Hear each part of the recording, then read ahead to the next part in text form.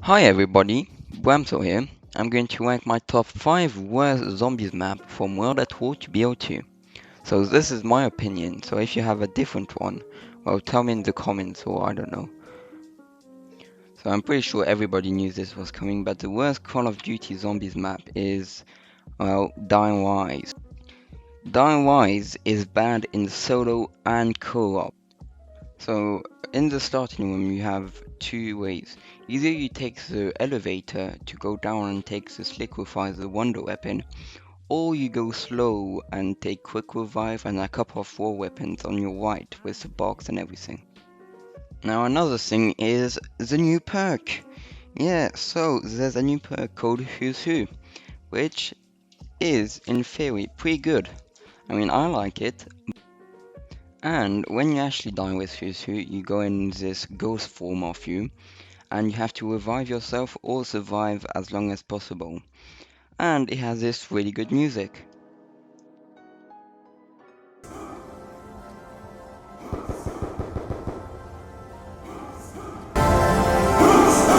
So the concept is pretty good, but on Dying Rise you can spawn like on the roof when you're right at the bottom.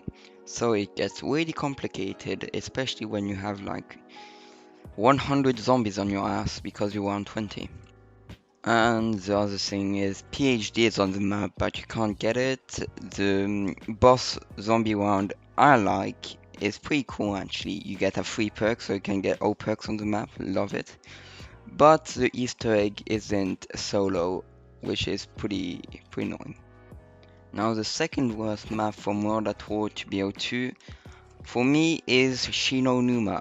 I do like the map. It doesn't mean it's a bad map like Dying Rise, but it is my least favorite with all of the other maps. So the reasons I don't really like Shinonuma is the swarm don't really like the atmosphere, the random perks is pretty annoying, and the fact that in World at War it's really easy. On the other hand, it did introduce some pretty good stuff like the Wonder Wolf, which is infinite damage, the dogs, the Hellhound, and it does have a pretty good glitch that I'm going to show you right now. So basically all you have to do is go to the fishing hut, go in this corner where I am, wait till the zombie is going to attack you and jump on him. And when you jump on him once, you just spam the jump key. And then you can basically go in the whole map. It's really cool.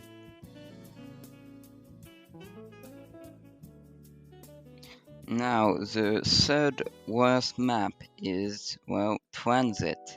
Now, solo, it's really bad, but in co-op, it's very fun. So it depends on how many players are playing. Now, the worst part of Transit for me is the lava and the fog. Then there's the pack-a-punch, there's the wall weapons that are not on town. The wonder weapon is just AIDS trying to get it. The 4 parts are scattered around the map and it's really fucking bad.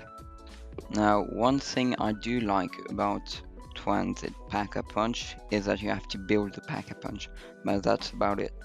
Now, there's lots of concepts in the map that are really good, like the teleportations, the actual map going from location to location with the bridge and everything, the cornfield with the bunker in it. Anyway, I'm pretty sure you already saw a video about why Transit is bad, but to be honest, I really enjoy it when you're more than 2 or 3 people, and it's actually so fun. Transit is also the first map I played in back in like 2015-14 with my brother and cousins, so I have a huge nostalgia boner for it. Now for the fourth worst map from World at War 2 is, well, Nuketown. It's a survival map. It doesn't do as good of a job as Narked or The Rocked, but it's still pretty decent with a huge nuclear mushroom and every. Now, a lot of people don't like the random perks spawning every 4 or 5 rounds. To be honest, I think it adds to the map a lot. Like, not having jug till round 22 is pretty fun. And the Pack a Punch is easy. I mean, it's just a casual survival map like you like it, but it doesn't have that same feeling as the older survival maps.